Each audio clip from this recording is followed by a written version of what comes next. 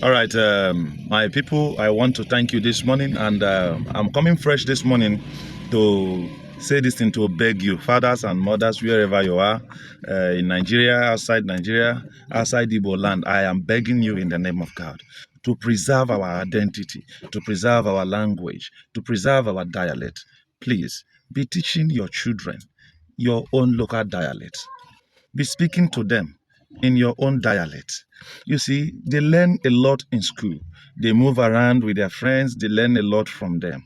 But your mother tongue, your dialect should not be lost.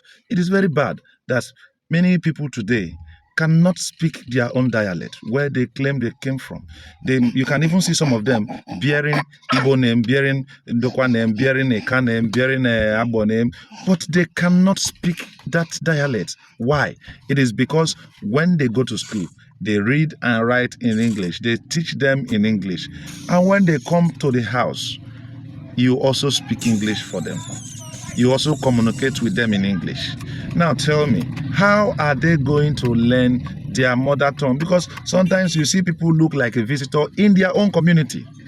In their very own community, they look like visitors. They cannot talk. They cannot even understand what their own community person is speaking. This is very bad. Bikoni. Bikoni. Na asuna asusonu ne yomo bikoni. Don't forget to follow me and share this.